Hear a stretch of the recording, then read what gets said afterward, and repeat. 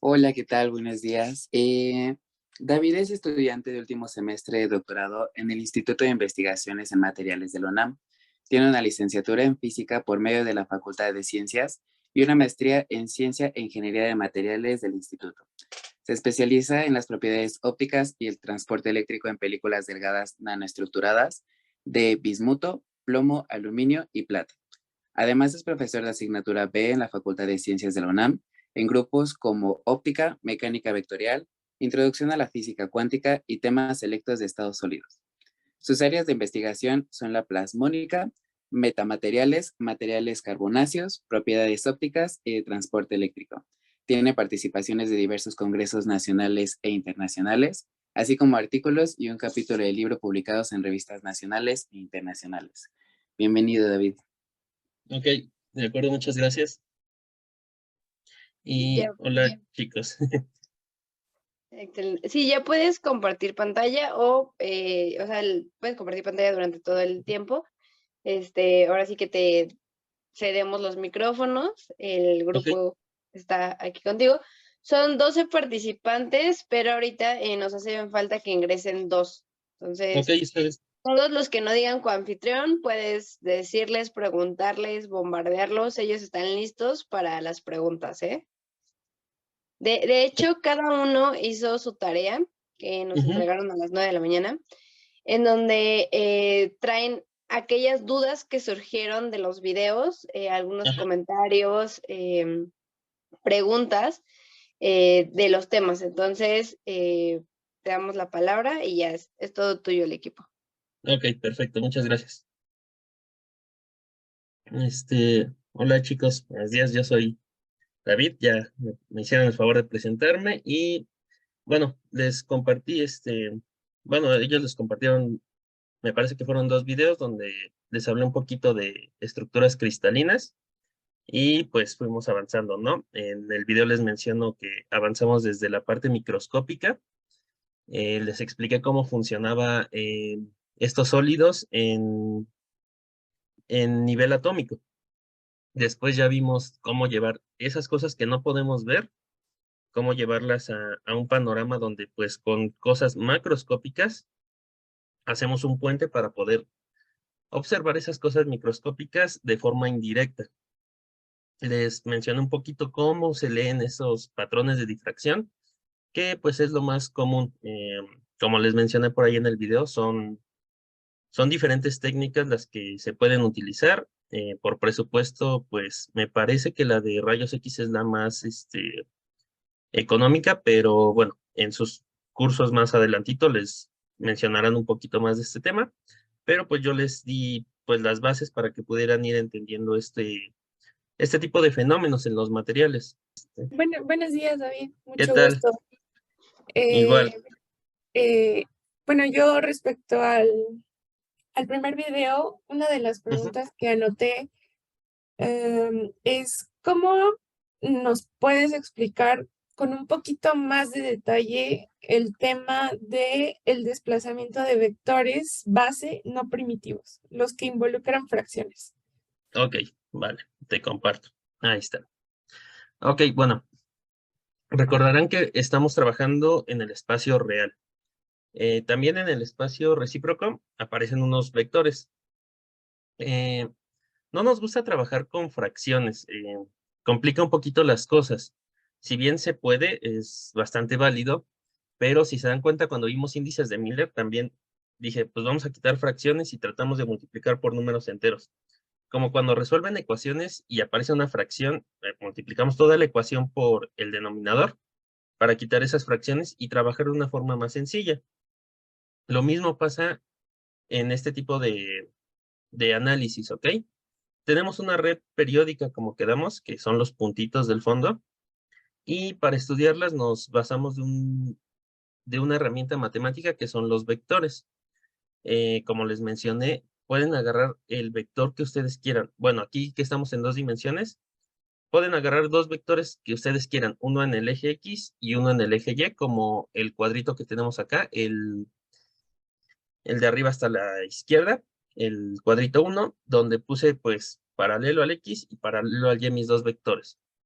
No importa el tamaño que yo les quiera dar, pero pues para simplificarme las cosas a mí, yo le puse que el vector abarque solo del primer punto de la red al segundo punto de la red en X y lo mismo en Y. Pero yo también pude escoger otro tipo de vectores, como por ejemplo los del cuadrito de la derecha, que el vector X lo dejé igual, el que va horizontal, del vector del punto 1 al punto 2, pero al vector 2 ya no lo trasladé solamente hacia arriba, sino lo trasladé en diagonal. Pueden elegir los vectores que ustedes quieran, pero siempre busquen los más sencillos para trabajar la parte matemática. Cuando estos vectores, por ejemplo, estas figuras que se forman, la figura 1, la figura 2 y la figura 3, sean capaces de generarme todo el espacio al irlos moviendo, múltiplos enteros, se les va a llamar los primitivos. Lo que pasa con en dibujo de abajo, donde tenemos al rectángulo un poquito más grande, yo agarré que mi vector en X, el horizontal, abarque 2 puntos de la red.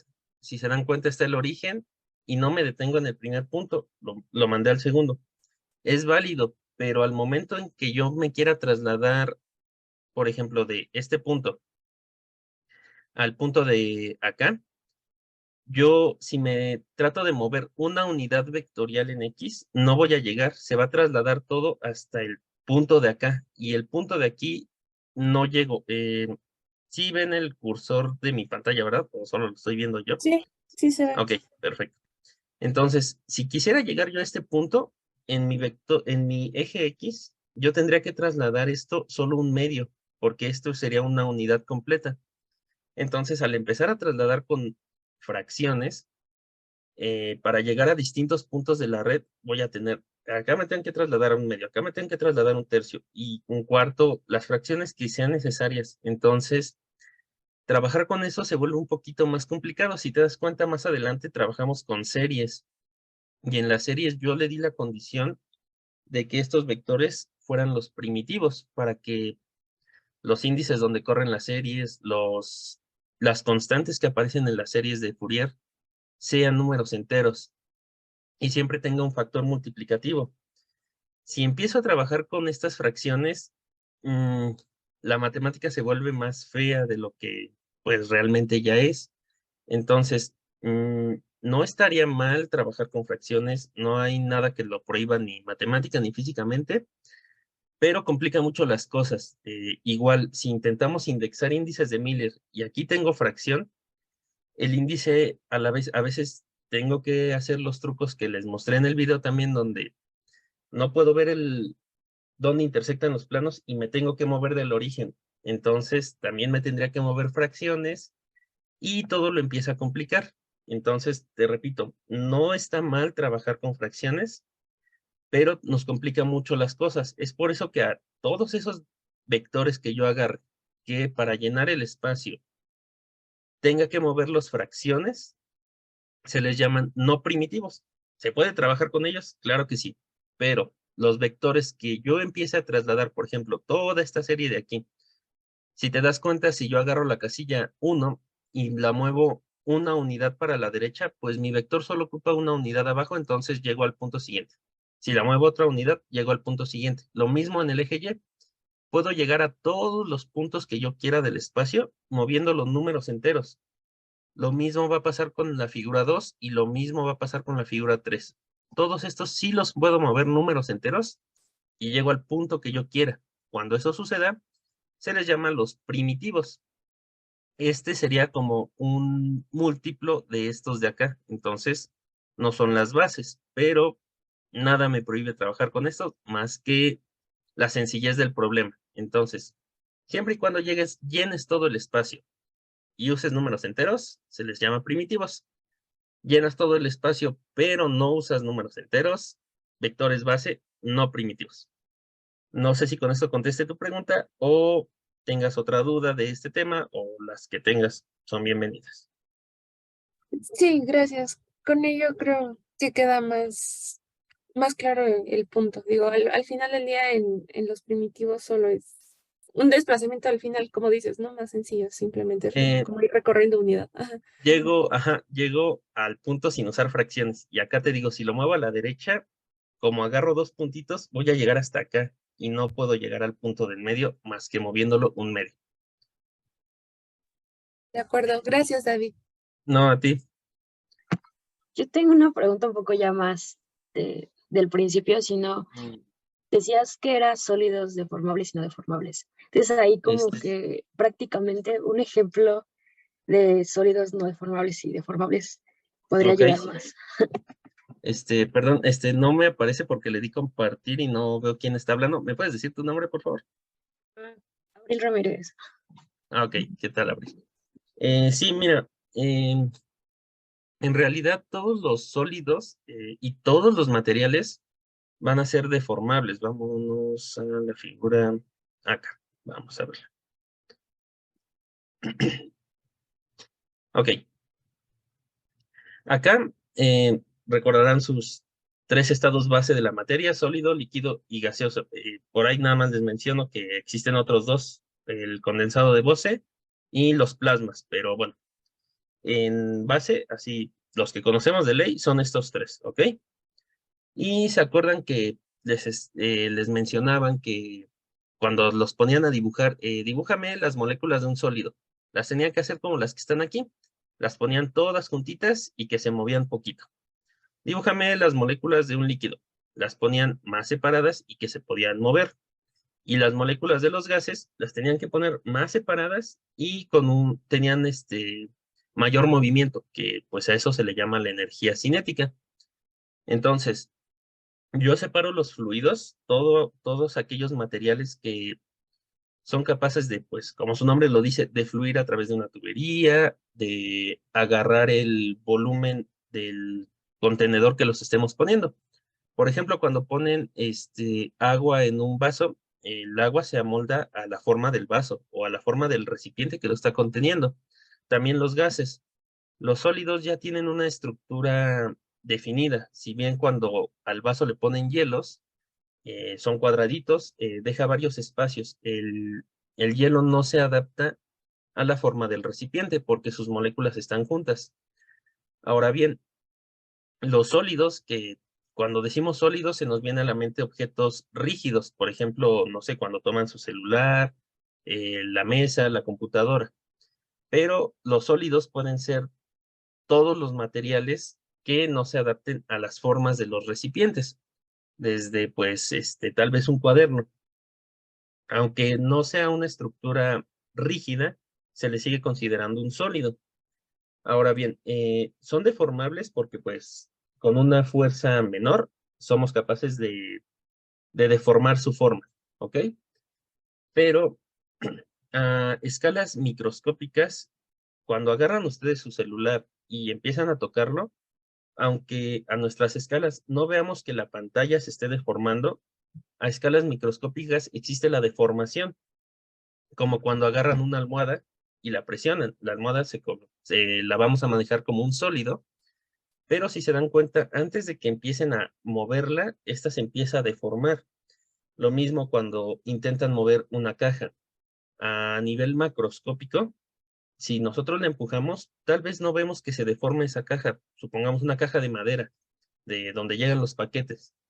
A nuestras escalas, no vemos que esa caja se deforme, la estamos moviendo.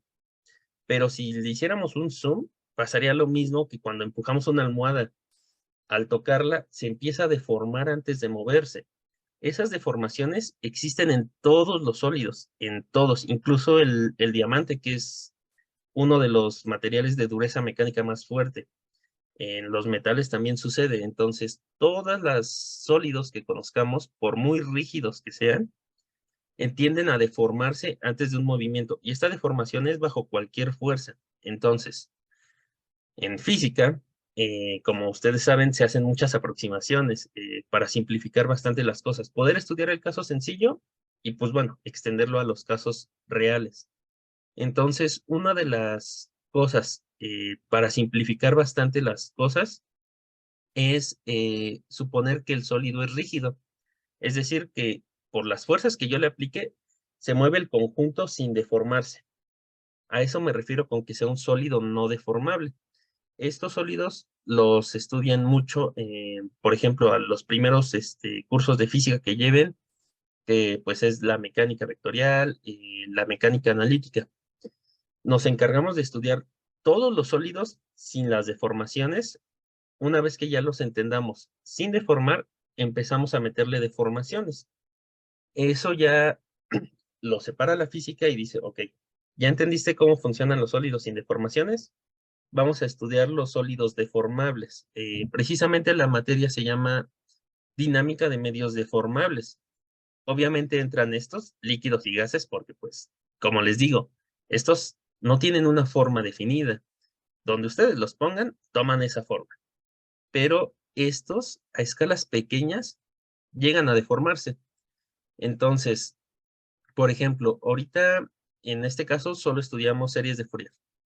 Pero cuando quieran estudiar sólidos como propiedades mecánicas, empiezan a aparecer ecuaciones diferenciales, el cambio del volumen respecto de la temperatura, el cambio del volumen respecto de una fuerza aplicada, todos esos cambios respecto de algo, cuando empezamos a aplastar sólidos, cuando empezamos a estirarlos, a final de cuentas se vuelven ecuaciones con derivadas. Si consideramos al objeto sólido, recordarán de sus cursos de derivadas que pues es muy sencillo derivar cuando tenemos una ecuación simple, ¿no? Usan las reglitas de derivadas y ya acabaron. Pero cuando empezamos a meter deformaciones, cuando decimos, vámonos al caso real, un sólido deformable, que son pues todos, esas ecuaciones que en teoría solo se resolvían derivando, se vuelven ecuaciones con derivadas parciales. Y resolver ecuaciones con derivadas parciales, podemos resolver algunas. Existen los métodos de ecuaciones diferenciales. Pero cuando ya estudiamos un líquido o un gas que su deformación ya es muy grande, muy, muy grande, esas ecuaciones se vuelven un sistema de ecuaciones con derivadas parciales y estudiar eso, ni siquiera con la computadora podemos resolver ciertas ecuaciones de ellos. No somos capaces de entender qué pasa. Tenemos la expresión matemática, pero resolverla no podemos. Y esto ha llegado al punto de importancia que se volvió uno de los problemas del milenio. Resolver las ecuaciones de cómo se comportan los fluidos, que son las que les digo, son ecuaciones en derivadas parciales, es ahorita uno de los problemas del milenio que no se ha resuelto. Son 7 problemas del milenio, solo hemos resuelto uno. Bueno, han resuelto uno, yo no me metí ahí, pero pues son bastante complicadas. Entonces, para simplificar las cosas, estudiamos sólidos y le ponemos la condición de que para nuestras escalas sean sólidos no deformables. Es decir, si intento estudiar la teoría de una almohada, nosotros sabemos que las almohadas son completamente deformables, no va a funcionar la teoría de sólidos no deformables. Entonces decimos, bueno, estamos estudiando metales, estamos estudiando cerámicos, estamos estudiando cosas rígidas que para nuestras escalas, como les digo, el celular, por mucho que yo lo presione, a mi escala yo no veo que se deforme. Digo, me ahorro la teoría horrible y lo hago en la teoría simple, que es un sólido no deformable. Entonces, estrictamente todos los sólidos son deformables, pero los que nosotros no veamos que se deformen, los pasamos a esta parte de la física. Te digo, no es que exista un sólido no deformable, pero decimos, bueno, lo puedo aproximar a la teoría sencilla, que es la de no deformables. ¿Contesté tu pregunta? Sí, claro no? que sí. No, muchas Ok. gracias. ¿Me repites tu nombre, por favor? Abril. Ok, perfecto, Abril. Yo tengo una duda. Sí. Para ir en el orden más o menos que de los videos, tengo una duda como cuando vimos las redes de Bravais, yo tengo un libro de ciencia de materiales y lo consulté y hay una imagen donde hay una estructura de Bravais de que es romboédrica. Ajá. Pero en el primer video, como en el minuto 38, que lo explicas, David, no vi por qué. Y creo que en otro punto tocaste que han cambiado, ya se ajustan algunas, por ejemplo, el tetraedra, etcétera. Eso no me quedó como claro cómo se van cambiando estas zonas originales y luego ya con más estudios ya no son. Esa es mi duda. Ok, ¿cuál es su nombre, perdón? Jorge. Ok, Jorge, muy bien. Redes de Bravais. Acuérdense que las redes estudian los puntos, ¿ok? Le quitamos los átomos y me voy solo a los puntos, o sea, la red, por eso se llaman redes de Bravais. Esto está, pues ya tiene su base matemática, ¿ok? Está demostrado, o sea, que ya es un hecho de que en el espacio solo se pueden acomodar de estas 14 formas. Hay variaciones, sí, pero la base van a ser alguna de estas 14 formas. Yo sé, y también cuando estuve preparando esto, agregan otras, pero ya no son las bases. En algunos libros o en internet, aparte de las 14, van a encontrar por ahí otras. Precisamente una es la romboedral, otra es la hexagonal compacta y otra es, no me acuerdo ahorita el nombre de la otra. Lo que pasa es que, pues si bien tú ves los puntos y dices, pues no se parece nada a ninguna de estas que está aquí, pero matemáticamente esa romboedral, esa hexagonal compacta, es equivalente a alguna de las que está acá y normalmente siempre son equivalentes a la cúbica centrada en las caras. Entonces, cuando ustedes vayan a un libro, cuando ustedes vean en internet las redes de Bravais y sean más de 14, normalmente ponen a las otras por separado. Es que muchos metales, muchas aleaciones, muchos cerámicos tienden a cristalizar en las romboédricas, en las hexagonales compactas. Entonces, se estudia ya como hexagonal compacta o romboédrica, o cuando les entreguen su hojita de rayos X, les dicen, ah, fue hexagonal compacta, ah, fue romboédrica. Ok, bueno, está bien, pero en el fondo es una modificación de alguna de estas 14 y normalmente es una modificación de la FCC. Pueden ser modificaciones de otras. No es que se modificaron las redes de Bravais, no es que mañana alguien diga, ah, encontré otra red de Bravais, o que digan, no saben qué, esta no existía. Porque Bravais lo hizo en forma matemática. Él estudió solo puntos del espacio y dijo, no se pueden acomodar más que de estas 14 formas y está demostrado que el espacio no admite otra forma que no sea una variación de alguna de estas 14. ¿Por qué entonces existe la hexagonal compacta? ¿Por qué entonces existe la romboédrica? ¿Por qué entonces existe? Y muchas que pues yo ni conozco, pero pues cuando lo vea en un patrón de rayos X me va a decir, esta se llama fulanita.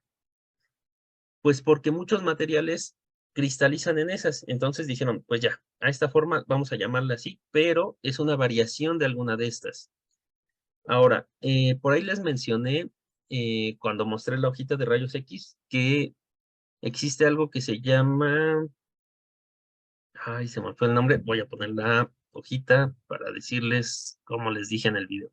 El grupo espacial, acá, muchas veces cuando estudien grupos espaciales o se metan en estos temas, en estos grupos espaciales se estudian las redes de Bravais y las variaciones de las redes de Bravais. Y van a ver aquí muchos códigos. Cada letrita que vean, cada guión y cada número que vean, se va a significar algo. Por ejemplo, yo recuerdo que cuando traían un 2, significaba que esa figura la podían rotar en el eje Z y era invariante ante traslaciones. Cuando traía un 2 y una T, que podía rotar y no solo dejarla fija en el eje Z, sino rotarla y que se fuera hacia arriba. Entonces, a veces es más fácil estudiar una estructura modificada, como mencionaban la romboédrica, o por ejemplo estudiar la hexagonal compacta en este tipo de espacios, que es otro diferente, a estudiarla como una FCC modificada. Pero en realidad las redes de Bravais solo son esas 14. Y acá les mencionaba que, ¿dónde está? 26 quedamos, acá está. que existe una, por ejemplo, la más conocida, es la hexagonal compacta. No está en las redes de Bravais porque, a fin de cuentas, tiene las mismas propiedades que una FCC, por ejemplo, el factor de empaquetamiento. Entonces, una de las formas de acomodar los puntos de esta, pueden acomodarlos con puras FCC. Entonces, mi figura base no fue una hexagonal compacta. A fin de cuentas, es una FCC y las redes de Bravais no las pueden simplificar más. Digamos que las redes de Bravais son la base de todo. Si empiezan a haber nombres ahí raros, es una modificación de algunas de estas 14. No sé si contesté tu pregunta o tengas más dudas o no la contesté. No, sí, muy bien. Gracias. Ok, no, ¿de qué? ¿Alguien más? Si quieres, nosotros te apoyamos con esa parte. Por Ujú. ejemplo, César, ¿alguna pregunta? Mira, sería la pregunta, ¿en qué difiere un cristal, una Ujú, dendrita y un ujú. grano? ¿Por Ok, qué? Porque, pues, como sabemos, pues un cristal como lo acabamos de ver, luego la dendrita se forma justamente después de las coladas o todo ese tipo de cosas, y luego también el tamaño del grano influye. Y, pues, por lo que yo sé, por ejemplo, en algunos procesos de manufactura, buscamos que el cristal, bueno, existe una forma de anisotropía o isotropía, depende de qué propiedades tengas o inclusive el proceso. ok, sí, ok. Muy bien, chicos.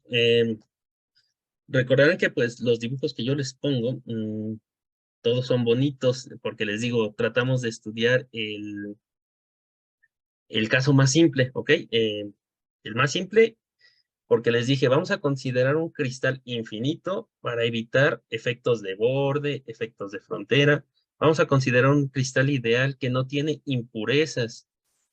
Eh, en ningún momento tampoco les mencioné que, como acaba de mencionar su compañía, se me fue tu nombre, ¿me lo repites, por favor? César, creo que era. Claro que sí, David. César. Ajá. Ok, como mencionó César, la anisotropía o isotropía, ¿ok? Eso nos va a dar propiedades también diferentes. ¿A qué me refiero con esto? Por ejemplo, les dije, yo aquí pues les presenté pues cómo se veían las cosas, pero si nos fijamos en esta de hexagonitos, jamás les dije, ¿qué pasa si hago que algo pase por esta línea? ¿O qué pasa si hago que pasen por una diagonal? O diferentes caminos, ¿ok? Voy a mejor buscar una imagen de acá que tenga un poquito más de hexágonos. Déjenme ver, vamos a buscar. Listo, ya están viendo la red hexagonal, ¿verdad? Sí. Ok, perfecto. Vamos a ponernos aquí. Esto es grafeno. El grafeno es una monocapa de átomos de carbono, o sea, todo está en hexagonal, son carbonos, y ahí está el grafeno. Ok, ha sido, en los últimos años se ha escuchado bastante y tiene varias aplicaciones. Primero me enfoco en la parte que mencionaba César de isotropía o anisotropía. No lo menciono en el video, pero bueno, es importante porque también nos va a dar propiedades diferentes de los materiales. El grafeno, les digo, si ustedes lo ven de esta manera, pues son hexágonos, ¿ok? El grafeno es anisótropo. ¿A qué se refiere esto de isotropía o anisotropía? La isotropía es que depende de dónde lo veamos, más bien, en la isotropía es que de donde lo veamos no cambia la geometría. Si se dan cuenta aquí, estamos viendo los hexagonitos por uno de los vértices y están como que paraditos, ¿no? Aquí podemos seguir esta línea y todos los hexagonitos están como que paraditos. Puedo girar yo la imagen y hacer que los hexágonos se vean como si estuvieran en una de las bases, ¿no? En vez de estar paraditos en un pico, en uno de los piquitos del hexágono, puedo girar tantito la imagen y hacer que estén paraditos sobre una de sus bases, ¿ok? Entonces, la isotropía, vamos a llamarle ahorita visual, es esa, que si yo lo giro, va a cambiar el patrón, ¿no? Si quieren, es más, vamos a imprimir pantalla y nos la llevamos a un Paint y la giramos para que vean a qué me refiero. Entonces, les digo, la isotropía es vamos a llamarle ahorita visual y ahorita les digo cuál sería la general en física. Les digo, depende de, pues cómo estemos viendo esto, no se ve igualito así que si yo lo giro así, ¿verdad? Si hago que una de las bases me quede paralela. Ahora sí, ya no se lo tienen que imaginar. Si se dan cuenta, ahora se ve todo diferente, ¿no? Ahora el camino que agarro, pues, se ve diferente a como lo tenía antes. Antes era así. Entonces, párense, no sé, aquí en medio de la pantalla y vayan siguiendo esta línea. ¿Ya vieron? Se encuentran dos juntitos, un espacio grande, dos juntitos, un espacio grande. Pero si yo hago esto, si se intentan ir por esta línea, ahora se encuentran uno aquí, uno sobre esta línea ya no me encuentro otro, sino hasta acá. Sobre esta línea ya no me encuentro otro, sino hasta acá. Entonces, vamos a llamarle ahorita esto anisotropía visual. Si fuera esto isotrópico, por donde yo lo vea, se ve igualito, ¿ok? Ahora, ya que lo entendimos visualmente, vamos a ver en qué cambiaría esto las propiedades de un material. Hay materiales isotrópicos y como les digo, a los físicos o cuando estudien la teoría, a algún científico que sea teórico, prefiere estudiar los casos más simples porque dice, bueno, voy a agarrar y suponer que mi material es, ya dijimos, no deformable para ahorrarme ecuaciones horribles y también voy a suponer que es isotrópico. Entonces, no importa si giro el material, se va a ver igualito. La anisotropía en las propiedades de los materiales influye mucho. Por ejemplo, propiedades eléctricas. Ya saben que un buen conductor es que el electrón fluye a través de él muy bonito, ¿no? Le aplicamos una corriente, o sea, muchos electrones, y el electrón empieza a pasar por toda la superficie del material. El grafeno, por su propiedad anisotrópica, les digo, esa imagencita que tengo ahí es grafeno. Tiene la propiedad de que de una manera es buen conductor eléctrico, pero si yo lo giro, se vuelve aislante. Entonces, hagan de cuenta que ustedes tienen su hojita de grafeno. Pues resulta que si yo le conecto un electrodo aquí y otro electrodo acá, la corriente fluye muy bien por esta línea. Es un buen conductor, es de los mejores conductores en escalas microscópicas el grafeno. De hecho, por eso dio un boom, porque le ganaba a muchos buenos conductores que conocemos.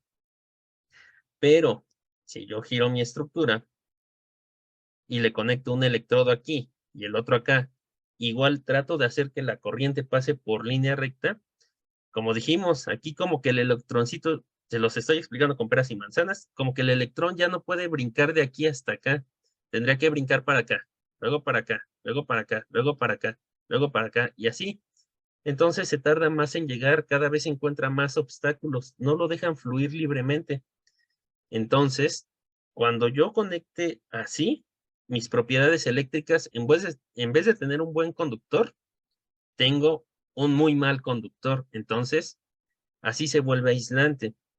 Entonces, la importancia de la isotropía y anisotropía es que en materiales isotrópicos, no importa la orientación, mis propiedades físicas se mantienen igual. Ahorita yo solo les di ejemplo de la eléctrica, pero esto también funciona en propiedades mecánicas. Por ejemplo, ustedes agarren una liga y si estiran la liga en el eje correcto, esta se estira muy fácil. Pero intenten estirarla en, en vertical o en el eje que no están sus propiedades elásticas, no van a poder. Eso es un material anisotrópico. Depende de la orientación, las propiedades cambian completamente. Ahora, en estas escalas, como les digo, aquí yo me agarré materiales bonitos, sin, sin impurezas, sin nada, le quité todo. Es un material perfecto. Pero bueno, una vez que voy a la vida real, me voy a encontrar con algo que se llaman fronteras de grano. ¿Qué pasa ahí? Déjenme, les muestro una imagen que me ayuda ahora a explicar esa parte de fronteras de grano. Antes de pasar a eso, ¿alguna duda con isotropía o anisotropía? Les digo, cambia totalmente las propiedades del material. Por ejemplo, eso también influye, ¿no? Justo en la prueba de tensión, ¿no? Sí, O sea, por ejemplo, eso como lo acabas de comentar con lo de la liga, pues sería lo mismo, ¿no? O sea, en la exacto. prueba de tensión, o sea, o inclusive con un laminado o un rolado, por eso te da ¿cómo se llama? El fabricante te dice cómo fue laminado, ¿no? La dirección, Sí, ¿verdad? exactamente. Es por eso que es muy importante la dirección, como ¿quién habló, César o alguien más? Sí, soy yo. Es por eso que importa mucho la dirección, como les digo, si ven ahí mi liga que tengo en la mano, Sí, sí, sí. les digo, una liga en esta dirección la estiro fácil, pero intento agarrarla y estirarla en el eje vertical, ni siquiera se estira, o sea, se estira muy poquito. Es porque pasa lo mismo que les expliqué ahorita con la propiedad eléctrica. Esto es anisótropo. Tiene una dirección preferencial en la que puedo estirar y una dirección, pues, no preferencial en la que no puedo estirarlo. Y pasa lo mismo con las propiedades mecánicas en el laminado, por eso luego les dicen tapa ya, o en el grafeno viene orientado en ciertos lugares, o en muchos materiales les dicen está orientado así. Ah, eso me sirve para saber dónde me favorecen las propiedades que yo esté estudiando o dónde no me favorecen las propiedades que esté estudiando. Ahora, les digo, este material está bonito, pero ¿qué pasa cuando, por ejemplo, hago un depósito? Por ejemplo, cuando llevan a bañar en oro alguna joyería o algo, pues a escalas macroscópicas se ve todo parejito. Pero cuando nos vamos a escalas microscópicas, empiezan ciertas cosas como son lo que mencionó César, fronteras de grano. Voy a utilizar una de mis imágenes para explicar esta parte de la frontera de grano. Aquí tengo una imagen, es de microscopía electrónica de barrido de una película de plomo depositada sobre vidrio. Aquí vamos a hacerle un poquito más de zoom. Espero por la calidad se pueda apreciar también en sus pantallas. Pero si se dan cuenta, espero que lo puedan ver, aquí tenemos como que pues un bordecito, ¿no? Aquí una cosita deforme y podemos ver que acá hay otra y aquí en el fondo hay otra y hay un buen de estas cosas deformes, ¿ok? A esas cosas deformes que les digo, cuando ustedes vean una película sobre todo metálica que está sobre alguna superficie, a escalas microscópicas sucede esto, que hay el material no se deposita tan lisito como uno esperaría, sino se deposita granularmente. Y esas granularidades las podemos quitar con ciertos tratamientos térmicos, sobre todo, pero una de las formas en las que se deposita de manera natural es así, en gránulos. Estos gránulos, cada uno tiene sus propiedades. Supongamos esta película de plomo que esté orientada en la dirección 1, 1, 0. Entonces, este granulito de aquí va a estar orientado en la dirección 1, 1, 0. Este también, este también, este también.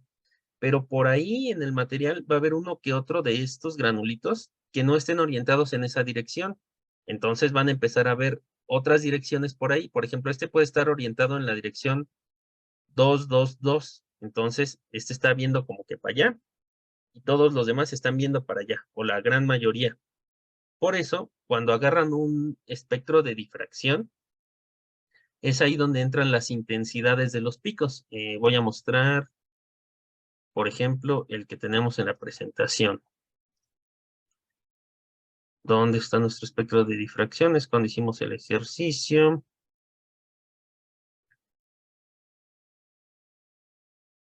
Aquí. En los espectros de difracción, como les digo, ustedes ya saben indexar. De hecho, este lo indexamos, ¿no? Al hacer el ejercicio le pusimos sus numeritos. Sí. El pico más alto nos dice hacia dónde está la mayoría de los granos orientados. Los picos más bajitos nos dice hacia dónde está la minoría de los granos orientados. Entonces, esto, como les digo, como lo vimos en isotropía y anisotropía, la orientación de esos granos favorece o perjudica las propiedades que yo esté estudiando. Entonces, la frontera del grano es estas fronteritas que yo tengo aquí. Todo esto que está en la frontera del grano es lo que llamamos frontera de grano. Yo no lo vi aquí en este curso, tal vez lo vean en propiedades mecánicas, porque pues yo agarré y desde el principio les dije, mi cristal es perfecto, no existen fronteras de grano, no existe ninguna imperfección en mi material, pero en la vida real existen estos. Entre más grande sea la frontera de grano, pues todo lo que esté aquí adentro va a estar orientado hacia el mismo lado.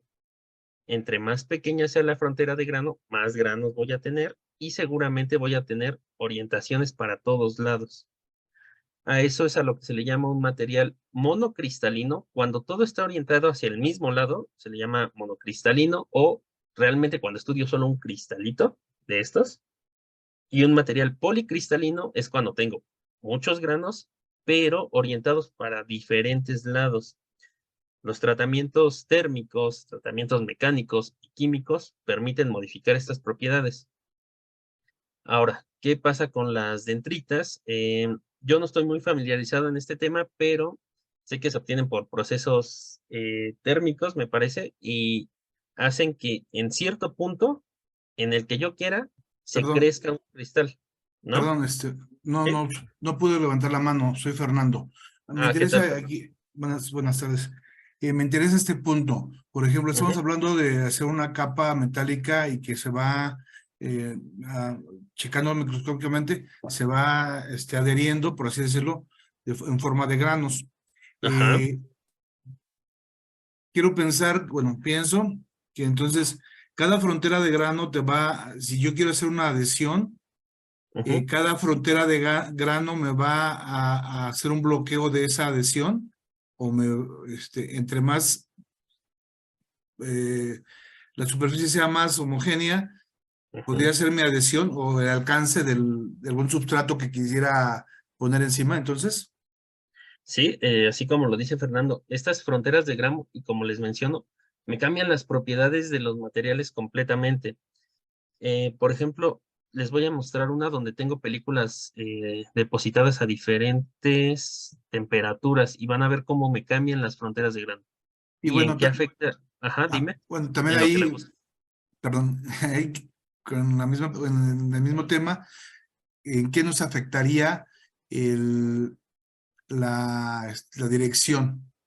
Voy. Cómo están, o sea, cómo saber también en caso de adhesión o de un substrato de una amalgamación, cómo Ujú. podría afectarnos la dirección o Ok, beneficiarnos. esto es bismuto, una película de bismuto depositada sobre un substrato liso. Yo la deposité con mi substrato a temperatura ambiente, son las primeras dos, pero si se ven, hay una gran diferencia en granularidad, ¿no? Vean la de la izquierda, un resto de gránulos, pero un resto. La de la derecha son bastantes, pero ya no tantos como la izquierda. ¿Qué cambié de condiciones aquí? Mi tasa de depósito. Esto lo hice a 20 angstroms por segundo. Un angstrom es una décima de nanómetro, o sea, 2 nanómetros por segundo. La de acá cambié mi tasa de depósito y lo hice a 0.2 angstroms por segundo. Y vean la diferencia de granularidad. Después me quedé con la tasa de 2 angstroms por segundo y lo que hice fue cambiar la temperatura de depósito. Mi substrato lo mantuve a 40 grados. Se ve un poquito menos granular, 50, 60, 70. Vamos a ver el caso extremo al que llegué. 100 grados. Vean la diferencia de gránulos que aparecen acá con la diferencia de gránulos que aparecen en las dos primeras. Ok, visualmente puedo ver que la tasa de depósito, que la temperatura a la que se deposita el substrato, me afecta al crecimiento de película, ¿no? Puedo ver que acá la película es más homogénea, encuentro menos frontera de granos. En mi caso, como nos decía Fernando, César, ellos me parece que están estudiando propiedades mecánicas, propiedades de adhesión. ¿Afecta en ellas? Sí. ¿Cómo las afecta? Aquí yo no les puedo decir porque yo no estudié estas propiedades en ellas, pero sí estudié propiedades eléctricas. Esta película, la primerita que tengo aquí, la granular, es muchísimo más resistiva que la película que tengo acá, y al decir mucho me refiero a 20 veces más resistiva. Eso en propiedades eléctricas es demasiado. ¿Por qué es tan resistiva esta? Porque como decíamos, la corriente al viajar por aquí, se encuentra con tantos obstáculos que le cuesta mucho llegar de un punto a otro. Al viajar por acá, ya no se encuentra con tantos obstáculos, al viajar de un punto a otro fluye mejor, tengo mejores propiedades de corriente eléctrica. Lo mismo me pasó con el plomo, pero con el plomo me costó mucho por la adhesión. Si yo lo depositaba con esta forma, el plomo no se me depositaba en el vidrio. Si yo lo depositaba con estas condiciones, las propiedades de adhesión mejoraban significativamente. Eso tiene que ver como, por ejemplo, hacia dónde están orientados los granos, hacia qué tanta cantidad de gránulos tenga. Tal vez aquí se depositaba un grano y sobre ese grano se depositaban otros 10. En la superficie yo veía una película depositada, pero en la adhesión, lo que cargaba mis 10 gránulos de arriba era solo un granito de abajo. Entonces mi adhesión era muy débil. Acá, como no tengo tantos granos, se depositaba un grano aquí, se depositaba otro grano aquí, y sobre ellos ya se depositaban los demás. Pero mi adhesión era más porque sí tenía gránulos sobre el vidrio. Entonces, este tipo de granularidad, de qué tan chiquito o qué tan grande es el gránulo, afecta muchas propiedades físicas. Yo les hablo aquí de algunas. Fernando nos habló de adhesión, César nos habla de laminados. Entonces, además de estos procesos que yo hice, que fue variar tasa de depósito y variar temperatura del substrato, después de esto yo les puedo hacer tratamientos químicos, tratamientos térmicos, tratamientos mecánicos para mejorar más granularidad. En mi caso, quiero eliminar granularidad, hago cosas. En otros casos, tal vez yo quisiera aumentar la granularidad, pues les hago cosas. ¿En qué casos es conveniente aumentar la granularidad? Cuando queremos aumentar la superficie efectiva. Si ustedes agarran una superficie lisa, déjenme les muestro otra imagen que nos va a ayudar a entender, porque ahorita le estamos echando tierra a los gránulos, pero esta. Por ejemplo, aquí yo deposité bismuto, también es esto. También aquí cambié la pureza del bismuto, les digo, hay muchas cosas que pueden cambiar. Estas son mis películas sobre los vidrios, las de la izquierda. Las de la derecha las deposité sobre un substrato con geometría hexagonal. En la misma área, la superficie efectiva es diferente. ¿Por qué? Entre más gránulos tenga acá de este lado, ahora me va a beneficiar a las propiedades de superficie efectiva. Porque una superficie lisa, su área sería pues la base por la altura y pues los granulitos que tenga. Pero en una superficie con más gránulos o con una geometría diferente, pues aquí no va a ser solo base por altura, sino pues en vez de irme lisito, tengo que ahora bajar y subir. Tengo una mayor superficie efectiva. Entonces, no siempre los defectos o los gránulos son malos, sino a veces es bueno para modificar la superficie efectiva. Entonces, ya les mencioné qué es la isotropía, qué es la anisotropía, cambian propiedades, sí. Ya vimos fronteras de grano, ya vimos qué es un grano o un gránulo. Como les digo, en la presentación yo no me metí en esto porque agarré materiales ideales para entender toda la teoría. Ya entender teoría de esto es un poquito más adelante. Y las dendritas, como les digo, mi tema fuerte no es eso, no estoy muy familiarizado con eso, pero sé que esas las podemos hacer crecer, a diferencia de los gránulos que les digo, pues se depositaron así, quién sabe para dónde estén viendo, tendría que hacerle rayos X para ver si todos están viendo para allá, si algunos están viendo para allá y otros para allá. Las dendritas, yo hago de una manera artificial un punto en el que digo, aquí quiero que crezca, y va a crecer en ese punto y orientada hacia un lugar. Entonces, digamos que, nuevamente, de forma muy, muy general y de la forma más sencilla que podamos entenderlo, una dendrita sería como un gránulo artificial orientado de cierta manera. Eso es lo que les digo. No es mi tema fuerte, pero es lo que puedo explicarles de diferencia entre dendrita y gránulos. Y bueno, si ya les mencioné que a veces me conviene tener gránulos orientados o no orientados, pues hay veces que yo necesito tener algo orientado hacia un lugar, pues preferentemente trato de hacer una dendrita orientada hacia ese lugar. No sé si respondí las dudas de César y Fernando hasta el momento o hay alguna más? Claro que sí, muchas gracias, David. No, ¿de qué? Tengo otra, bueno, otra duda. Cuando vimos parámetros de red en tus videos, David, Ajá. mencionabas que todos los metales al someterse a, pues, a cambios físicos en presiones y temperatura, desde luego cambian sus estructuras de todos los metales. También de todos los materiales, por ejemplo, los cerámicos, ¿es posible hacer esto? La misma hojita que yo les compartí. Esto es óxido de aluminio. Ahí la vamos a hacer más grande. Aquí está, miren, aquí está fórmula química, óxido de aluminio, ¿ok? Yo lo tengo en la fase gamma. Este óxido de aluminio es un cerámico. Como les digo, yo mencioné los metales porque son los más intuitivos, ¿no? Nosotros sabemos que, o hemos visto, cuando colocan las vías del, por ejemplo, del tren, si han visto en las películas o han visto vías en la vida real,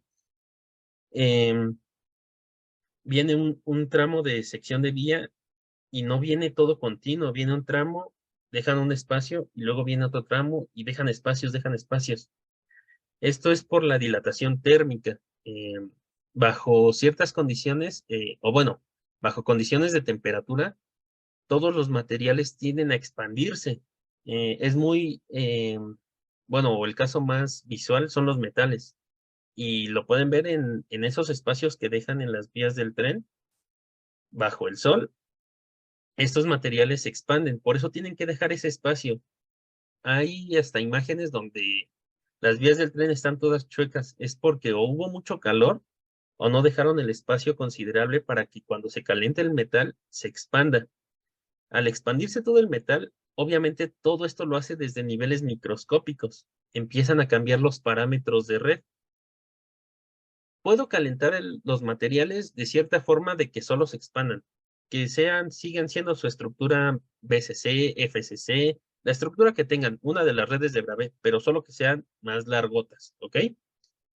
Pero, ¿qué pasa? También puedo hacer que los materiales, no solo calentarlos con el sol o un poquito me refiero a un cientos de grados, sino ya meterles más y más y más calor, que pasen de tener una estructura, digamos, cúbica centrada en el cuerpo, a que con el calor que tienen se transformen en otra estructura, digamos, centrada en las caras, o romboédrica, o trigonal. La temperatura es uno de los métodos que se utiliza para cambiar de fase las cosas. Por ejemplo, aquí yo usé alúmina, es óxido de aluminio, perdón, en su fase gamma. Al tener este óxido de aluminio que les digo es un cerámico, en esta fase es a temperatura ambiente. Esta fase es sumamente frágil, muy, muy frágil esta fase. Con cualquier cosita es quebradiza y su dureza mecánica es muy baja, ¿ok? La hacen polvo muy, muy sencillo con los dedos, ¿ok? Pero si este óxido de aluminio lo caliento no sé la temperatura exacta, perdón, pero sé que son más de 1000 grados, ¿ok? Yo hice mi alúmina a temperatura ambiente, la meto en un horno, la empiezo a calentar, a calentar. Los cerámicos no tienden a expandirse tanto como los metales, se expande pero poquito. Pero estoy caliente y caliente. Llego a la temperatura correcta, les digo, no tengo el dato, pero sé que son más de 1000. Y esta fase cambia. Aquí tenía un cúbico, no sé a qué fase cambie, pero tal vez sea la centrada en el cuerpo, centrada en las caras, no lo sé bien. Pero me va a cambiar a la fase delta. La fase delta ya se conoce como alúmina. Y esto es óxido de aluminio. Y la alúmina es un material con dureza mecánica bastante alta. De hecho, la alúmina la utilizan para pulir cosas porque es muy abrasiva, es muy dura. A diferencia de esta que su dureza mecánica es muy, muy baja. Sigo teniendo el mismo material. Le cambié la fase con un tratamiento térmico y cambiaron todas sus propiedades y cambian tan drásticamente que este material, les digo, con los dedos lo hago polvo, La lúmina se utiliza para pulir metales. Obviamente con los dedos no le voy a hacer nada. Más bien ella me va a hacer algo a mis dedos, ¿no? Pero sí, no solo en los metales es estos cambios. Yo los mencioné porque son los más visuales, pero sucede en cerámicos y sucede en otro tipo de materiales, aleaciones o el material que estén trabajando. ¿A qué temperatura? Quién sabe, algunos son tan altísimas las temperaturas y no requieren cambios que tal vez ni siquiera hemos podido llegar a la temperatura en la que muestre estos cambios. ¿Contesté tu pregunta, Jorge, o no la contesté? ¿O hay más preguntas? Sí, sí, sí. Ok. Sí, esa era mi duda, sí. Sí sabía que en los cerámicos, de hecho, donde trabajo utilizamos Ujú. grafito, pero grafito a un nivel industrial en intercambiadores de calor que pueden manejar incluso cosas radiactivas. Ujú. Y pasa Sí. eso, ¿no? Se modifica el grafito del lápiz, por ejemplo, con coque Sí. y dan otras cosas, y sí le cambian totalmente sus propiedades ya cuando lo utilizamos en la industria. Exactamente, de hecho, el grafito lo usan en los reactores nucleares para contener ahí un poquito la radiación, Exacto. pero obviamente, como nos dice Jorge, bajo ciertos tratamientos a niveles pues ya industriales, el grafito de lápiz lo hacen para que pueda contener ahí un poquito la radiación. ¿Más dudas, chicos o chicas? Sobre la radiación, ¿esta la determina la persona que hace el rayos X o nosotros se la damos? Ahí sobre la pantalla que tú estás mostrando Ajá. de tus resultados, muestras que es molibdeno. Y, ¿esto se lo damos o nos los dan o lo determinan así simplemente? Ok. Tú puedes llegar y decirle, quiero que le des con la más común, así, la que tiene todos los equipos de rayos X por default es la de cobre. Ajá. Pero la de cobre creo que es más grande su longitud de onda. Debe de estar como por 1.4 y esta está a la mitad, mira. Ujú. Ujú. Entonces, si yo mi material tiene una estructura muy, muy chiquita, o bueno, más bien muy compacta, una FCC, pero con parámetro de red muy chiquito, con la de cobre no la alcanza a ver. Entonces, supongamos, yo le llevo un material al técnico o la técnica de rayos X y le digo, mira, no sé qué es. Ella me va a decir, pues bueno, ¿no? La mete y le da con la de longitud de onda más alta que tenga en ese momento, supongamos con la de cobre. Si en el espectro de difracción no vio nada, pues le da con una más chiquita, dice, pues yo creo que está más para abajo su parámetro de red, y le da con la de molibdeno. Con la de molibdeno ya obtuvo los espectros de difracción, porque recuerden que para que esto suceda, la longitud de onda tiene que ser comparable con los parámetros de red. Entonces, si yo le digo al técnico, mira, te traje, en este caso les digo, óxido de aluminio, ellos ya tienen ahí una base de datos donde pues en el programa le dan, tengo aluminio y tengo oxígeno, y el programa ya dice, tienes óxido de aluminio, dale con esta. Entonces, muchas veces los programas pues ya son tan avanzados que tú llegas con tu muestra y le dices, sé que tengo esto, esto y esto, y tú vas a ver ahí cómo selecciona esos materiales en la tabla periódica de la pantalla, y el programa te dice, te sugiero utilizar esta, o la técnico dice, no, yo le quiero dar con esta. Entonces, ya sea que tú le digas los elementos y entre las dos digan, pues vamos a darle con esta, o tú le digas, no, yo quiero que le des con esta porque sí, también. O si no tienen idea, pues lo más sugerente es empezar con la de mayor longitud de onda disponible que tengan ustedes, hasta que la vayan bajando a la de menor y ver con cuál se ve mejor. Ok, gracias. Y recuerden, estas no son programables, ¿ok? Estas son procesos cuánticos que no es que se le haya querido dar 0.7093 y en vez de 0.8. Recuerden, estos procesos son cuánticos y esa energía es la que es, no la puedo subir, no la puedo bajar. Tendría que cambiar de elementos o de alfa 1, alfa 2 o alfa 3. Igual no me va a dar numeritos cerrados, ¿ok? Una pregunta también, David. Tú hablaste ahí en tu presentación de los cambios de densidad en la red. Lo que acabas de explicar va de la mano con eso, al cambiar alúmina el óxido de aluminio, ¿verdad? Y en cuanto al empaquetamiento, el factor de empaquetamiento sería mayor en la alúmina que en el óxido de aluminio, ¿o cómo se maneja ahí? Ok, vamos a la presentación. Bueno, solo recordemos el factor de empaquetamiento, ¿ok? Este nos dice qué tan óptimo ocupa el espacio una estructura, ¿ok? Obviamente, entre más espacio ocupe la estructura, más densa se vuelve la estructura en un mismo volumen, ¿ok? La fase delta del óxido de aluminio, no recuerdo en qué cristal, o sea, qué red de Bravais tenga, pero estoy seguro que debe de ser la cúbica centrada en la cara, tal vez, no sé, sería mentirles. Pero bueno, la fase delta, déjenme ver si decía en qué está. Miren, la fase delta es cúbica, ¿ok? Cúbica simple. Entonces, déjenme cerrar la puerta. Listo. Entonces tenemos una estructura cúbica en la fase delta, que como les digo, mecánicamente con los dedos la desaparezco. Al hacer estos tratamientos térmicos, creo, les digo, ahí creo, sería cuestión de que lo investiguemos, pero creo que la alúmina, la que se vuelve dura mecánicamente, sí se va a una FCC.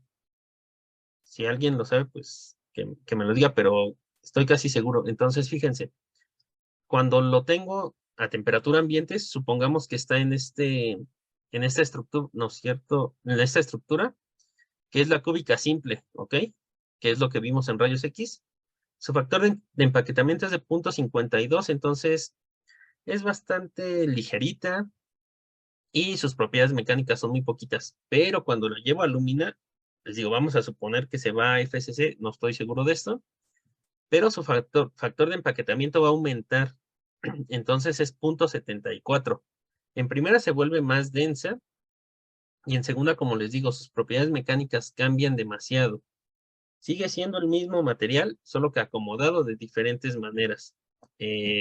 Perdón, creo que fue Fernando, no recuerdo en qué me cristaliza la alúmina, pero bajo los tratamientos térmicos somos capaces de modificar propiedades, en este caso mecánica.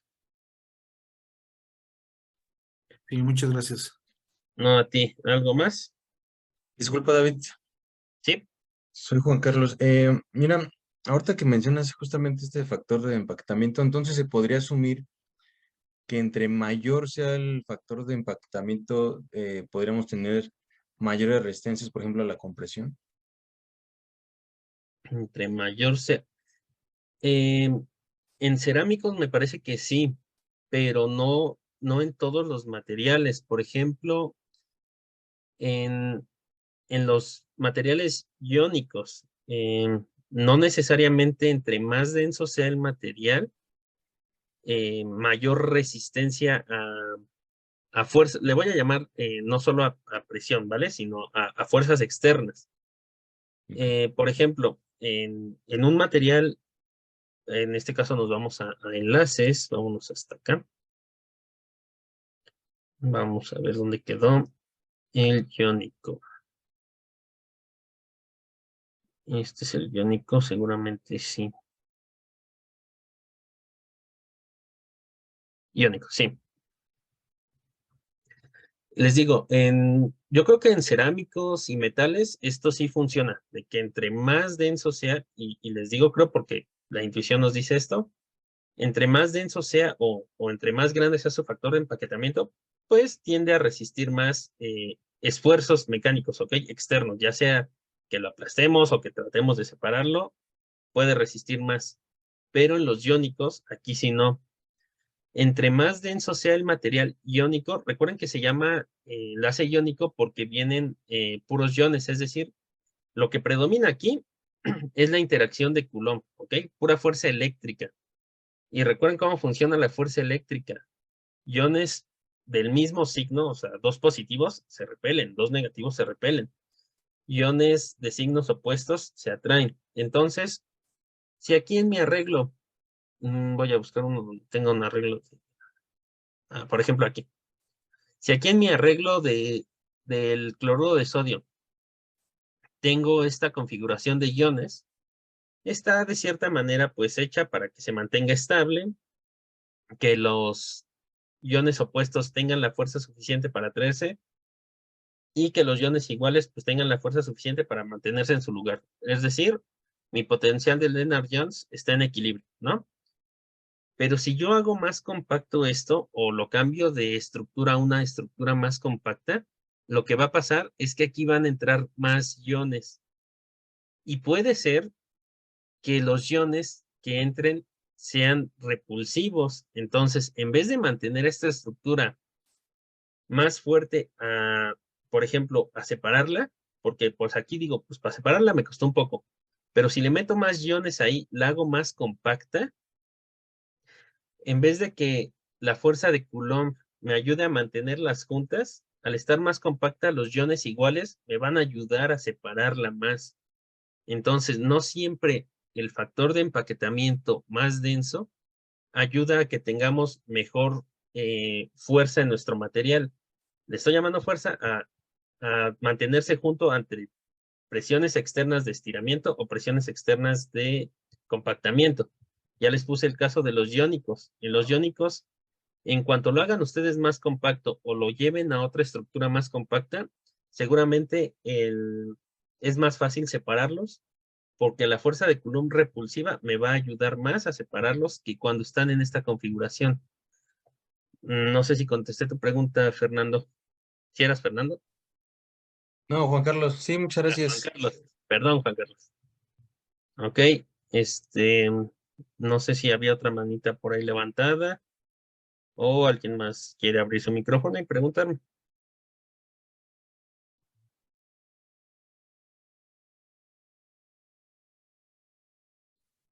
Yo de una vez te hago otra pregunta. Sí. Tiene que ver con la translucidez de un material. Bueno, he sabido que los materiales amorfos pueden dejar pasar la luz. Pero por ejemplo, el caso del diamante, que tiene una red cristalina, ahí cómo se explica ese fenómeno. No, los amorfos, no todos tienden a dejar pasar la luz. Voy, te comparto. No, el vidrio, el de las ventanas, es amorfo y ese sí deja pasar la luz. El grafito, el carbono, así el carbón, es amorfo y no deja pasar la luz, pero cuando lo hago cristalino se vuelve diamante y el diamante sí me deja pasar la luz. Esto ya son propiedades ópticas, ya no va a depender o sea, sí me va a cambiar si tengo un amorfo o un cristalino, pero aquí lo que se mete ya son más las propiedades ópticas del material. Recuerden que los materiales, sus propiedades ópticas van a estar caracterizadas por algo que se llama función dieléctrica. Esta función dieléctrica se separa en dos, en la parte real y la parte imaginaria. Me parece que la parte real es la que se encarga de decirnos qué tan opaco o qué tan translúcido es el material. Pero no todos los amorfos son translúcidos, ni todos los cristalinos son opacos. Depende de lo que esté hecho nuestro material. Por ejemplo, el vidrio, que creo que es óxido de silicio y trae ahí otras cosas. Depende de las propiedades del óxido y del silicio, si va a dejar pasar la luz o no, ya sea que esté en amorfo o en cristalino. Y aquí que tengo puro carbón, te digo, depende de la función dieléctrica y pues eso va a estar en función de sus propiedades también de acomodamiento. Entonces, no puedo generalizarte a decirte, sí, todos los amorfos son así y todos los cristalinos son así. Y este tema, no sé si lleven alguna parte de propiedades ópticas de los materiales, pero esto ya se aborda con lo que es la función dieléctrica. Y por ahí Fernando está levantando la mano. Sí, me surgió una duda. ¿Podría, ves que hace rato estábamos hablando del grano, podría ser el direccionamiento de los granos, si están mejor direccionados hacia un solo sentido, te daría alguna cualidad óptica mayor. Sí, claro que sí. Eso tengo una imagen por acá de las Porque membranas. Dime. el diamante así está en ese sentido también, ¿no? Más El, diam- ordenado, el diamante está súper ordenado ordenado. y está bien orientado. Eso sí. Por eso también te daría esa transparencia y firmeza, dureza, pues, sin ser quebradizo, ¿no? Sí, pero el vidrio que es amorfo sigue siendo ópticamente pues igual de transparente o hasta más que el diamante. Entonces, pues no podemos generalizar, va a depender de Y lo que ahí en el esté. vidrio, Ajá. podría ser que no esté tan, bueno, sí, la dirección del granito estaría ayudando, aunque fuera amorfo, En el vidrio no tengo granito, tengo un ¿no? material amorfo completamente, Sí, no es cierto, sí, tengo sí, sí. nada de eso. Ajá. Sí, tienes Recuerda. razón. Ok, Entonces les gracias. digo, estas propiedades ópticas que nos mencionó Fernando, que nos mencionó, creo que fue César el que me hizo la pregunta, perdón, no me acuerdo de todos los nombres, dependen si es amorfo o es cristalino y de la misma, con el mismo peso de lo que esté hecho el material, ya sean carbonos, ya sean metales, ya sean semiconductores. Entonces no podemos separar, si es amorfo es así, o si es cristalino es así. No, va a depender de la estructura y de lo que esté hecho. Ahora, sí ayudan los tamaños de grano y unas propiedades un poquito más macroscópicas a decirnos, pues, el color que vamos a ver. Aquí estamos hablando de translúcido, pero hay materiales, por ejemplo, los metales, que ustedes han visto, o no los metales, tal vez otra piedra preciosa de esas exóticas, perdón, no sé de joyería, pero sí las he visto, y seguro ustedes también, de que cuando las ven de un lado se ven verdes, pero si las ven de otro lado se ven azules, o si las ven de otro lado se ven rojas. Eso es porque la luz le está dando en diferentes direcciones cristalográficas, ¿ok? Y pues ahí no es translucidez, sino más bien la luz que nos está reflejando. Absorbió todas las longitudes de onda y solo reflejó la que estamos viendo. Pero les digo, eso depende de cómo están acomodados los átomos y de qué material sea, porque no todos los materiales cuando los vemos de un lado son de un mismo color, depende de lo que esté hecho. ¿Ok? ¿Contesté las preguntas o quedó duda con alguna de ellas?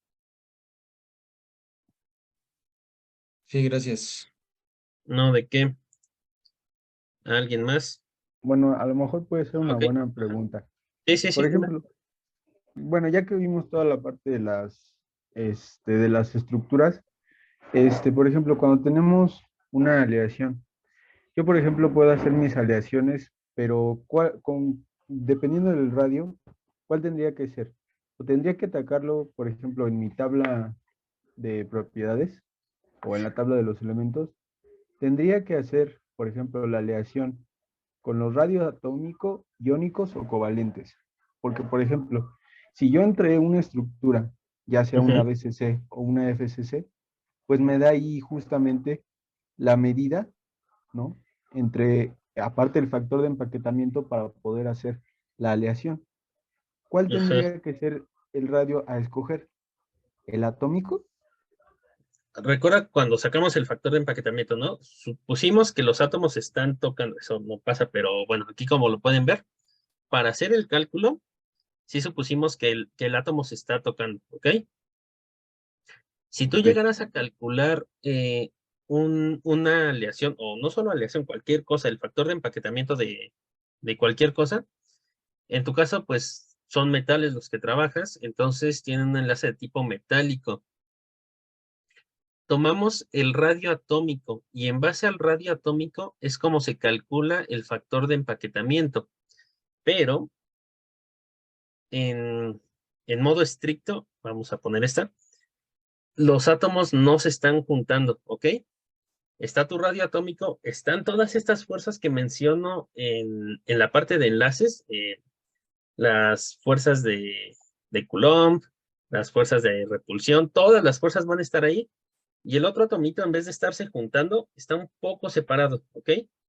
Entonces, el factor de empaquetamiento que calculamos aquí Es una excelente aproximación al factor de empaquetamiento real. Para calcular el factor de empaquetamiento real, ya se tendrían que utilizar pues métodos numéricos para que tú ya des un valor, pero súper preciso. Y yo creo que haciéndolo súper preciso y con la técnica que hacemos aquí, que suponemos que los átomos se están juntando, utilizando el radio atómico, te va a variar ya en los decimales el resultado. Entonces, lo que se reporta y lo que te sugiero que reportes cuando calcules el factor de empaquetamiento es el radio atómico, ¿ok?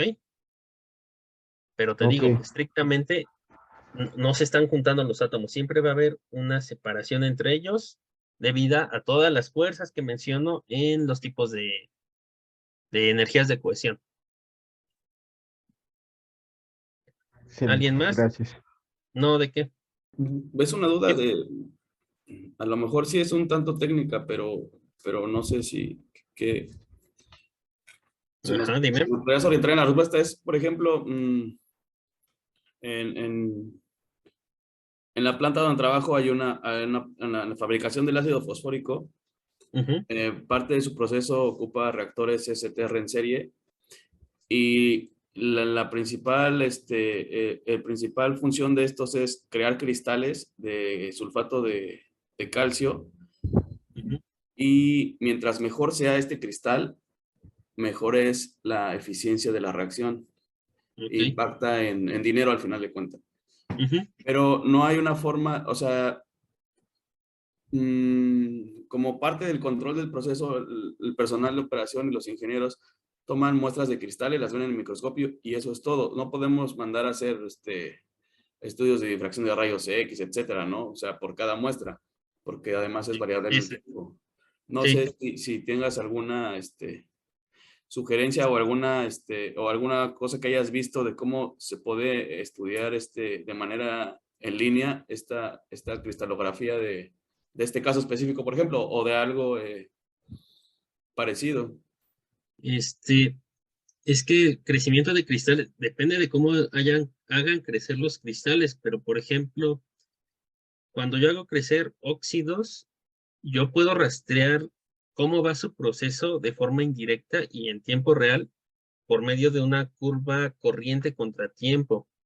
Pero en crecimiento de cristales, y bueno, en tu caso muy específico, no estoy familiarizado con toda la técnica que utilicen y no siempre se puede utilizar la misma forma de rastrearlo en tiempo real.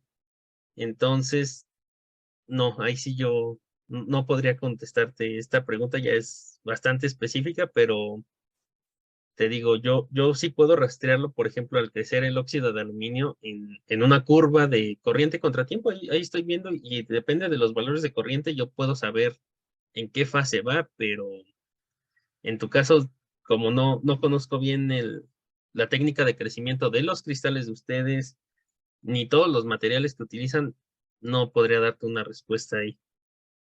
Lo siento. No, ok, no te preocupes. ¿Alguien más, chicos? ¿Nos puedes platicar, David, para qué ocupas eso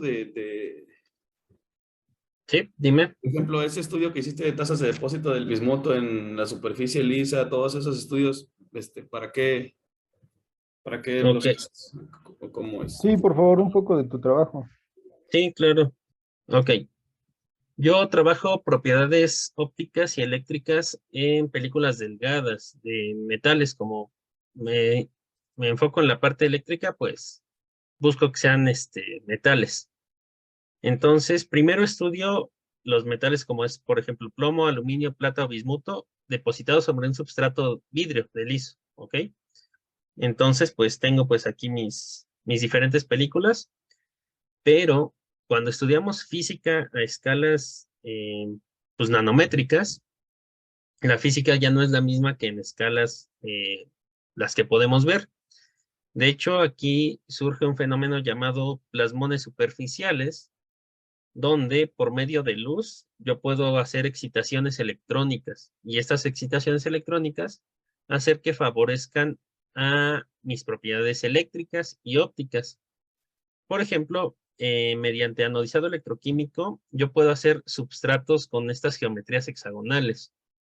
Entonces, sobre esos substratos, yo ya deposito mis películas de plomo, aquí las pueden ver, mis películas de aluminio, mis películas de plata y mis películas de bismuto. El por qué empecé a cambiar temperaturas del substrato y tasas de depósito, si se dan cuenta aquí en el plomo, vamos a hacerlo en zoom, el plomo se deposita de manera tan granular que no tiene contacto los gránulos entre ellos. Entonces, por mucho que intenté, nunca tuve continuidad eléctrica con el plomo, porque los gránulos no se tocan entre sí. Cuando empecé a cambiar las tasas de depósito, como por ejemplo les mostré para el bismuto, logré ver que el plomo a una tasa de depósito muy baja, estos granitos ya se empezaban a tocar y me permitía obtener la continuidad eléctrica. Entonces, ¿por qué hago estas geometrías hexagonales? Porque depende de qué tan grande sea el hexágono. Pueden ver aquí las escalas son 500 nanómetros. Y por ejemplo, esta que anodicé a 200 volts, tengo muchos hexágonos, o sea, hexágonos chiquitos. Y por ejemplo, esta que anodicé a 600 volts, mismas escalas, 500 nanómetros, tengo hexágonos grandotes. Resulta que, por ejemplo, cuando yo haga incidir luz de color rojo a estas, van a excitar lo que se llaman plasmones de superficie y me benefician las propiedades eléctricas. Cuando yo haga excitar luz de otro color con este tamaño de hexágonos, van a excitar a los plasmones. Entonces, hago estas geometrías de diferentes tamaños y busco bajo qué longitud de onda en específico tengo una respuesta óptica y eléctrica. Esto ayuda porque en los dispositivos, ya saben, cada vez queremos hacer las cosas más chiquitas. Llega un límite donde la electrónica ya nos detiene debido a los efectos de confinamiento, por ejemplo, el efecto túnel y efectos que la electrónica dice, sí puedo hacerlo más chiquito, pero yo ya no funciono por todos esos efectos cuánticos. Entonces tiene que entrar la optoelectrónica, dispositivos que mediante luz y electrones sean capaces de reducir las dimensiones de estos materiales. Entonces, el poder yo seleccionar bajo qué longitud de onda quiero una respuesta ayuda al desarrollo de dispositivos cada vez más y más pequeños. Es por eso que yo texturizo las superficies de los materiales para cambiar las propiedades que en películas lisas, así como las tenemos, no tendrían. Entonces, yo con estos materiales obtengo respuestas que de forma natural no se tienen. A los materiales que se modifican por el humano, que no se pueden encontrar en la naturaleza, es a lo que se les llama metamateriales. Entonces, eso fue un resumen de lo que estoy trabajando ahorita en mi doctorado. No sé si tengan duda de eso. Gracias, muy interesante. Lo super resumí. Gracias, chicos. Y, Gracias por compartir. y para depositar, las utilizas. Para depositar, ¿qué técnica utilizas? Para depositar con tasas de depósito altas, que ya estoy hablando de 2, 5 nanómetros por segundo, utilizo evaporación térmica. Meto mi material a una campana de vacío y coloco un crisol de, normalmente es tuxteno, es una chalupita, sí, triangular. Ahí coloco pues mi material que quiero depositar, hago un vacío, recordarán que entre más baje la temperatura, perdón, entre más baje la presión del ambiente, el material se sublima más rápido, o sea, a una temperatura menor. Entonces hago un vacío de por 10 a la menos 6 atmósferas, le induzco una corriente a mi crisol de tuxteno donde en medio está el material y el crisol de tuxteno se calienta tanto que empieza a calentar el material que tiene ahí y se evapora. Arriba, pues obviamente hay un sensor de espesor y coloco mis muestras. Para evaporar a tasas de depósito más lentas, utilizo una celda de efusión. Es una resistencia calefactora en forma de espira. Se pone un tubo de cuarzo y sobre el tubo se pone el material que quieres evaporar. Lo mismo, ahí calientas la resistencia calefactora, pero como se calienta de forma indirecta por medio del tubo de cuarzo, tu material se deposita más lento. Pero, por ejemplo, también trabajé con películas de niobio. Por acá te las muestro. ¿Dónde estarán las de niobio? Bueno, te voy contando. El niobio es un material, de hecho es el material metálico que aguanta las temperaturas más altas. No sé, se empieza a formar en estado líquido arriba de 2600 grados, creo. Entonces, ese material yo no puedo depositarlo. Acá está. Sí, son estas.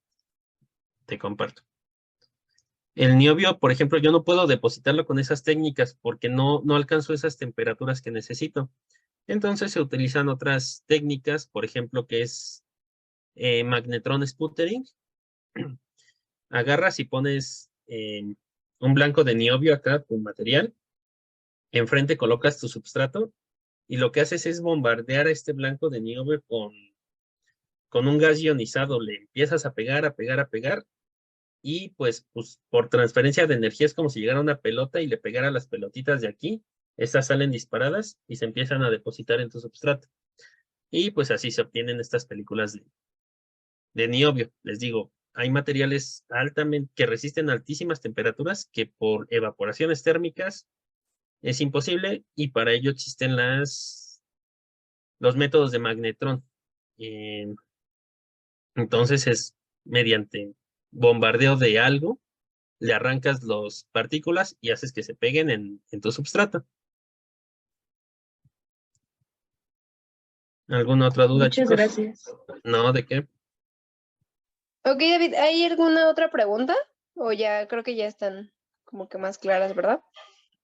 Sí, de hecho ya me preguntaron de mi proyecto, pero no sé si hay alguna otra duda de las diapositivas o del curso. Sí, sobre todo yo les comentaba, ves que nos habías platicado de algunos ejercicios que tenías. Yo Sí, yo les había comentado que también si les interesaba como que profundizar en eso, también no lo podían comentar, platicar, y ya nosotros enviárselos posterior. sí, si quieren ejercicios sobre algún tema en específico, me pueden decir, se los mando y me los regresan y les digo si está bien o mal. No hay problema ahí. Pues bueno, antes que nada, pues queremos agradecerle a David por su ponencia y pues todo su tiempo y participación de todos ustedes. Y pues en nombre del Instituto de Investigaciones en Materiales de la Universidad Nacional Autónoma de México, queremos otorgar el presente reconocimiento al maestro en ciencias David Eduardo Martínez Lara por impartir este diplomado de proyectos de Industria 4.0 y Ciencia de los Materiales en el tema de estructuras y geometría cristalina estos días el 23 y 25 de febrero.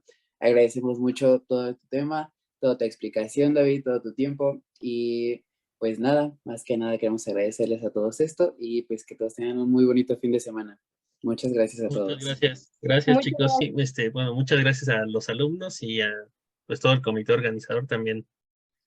Muchas gracias. Estoy dispuesto a seguir colaborando y les digo, cualquier duda que tengan en futuro, pueden contactarme sin ningún problema.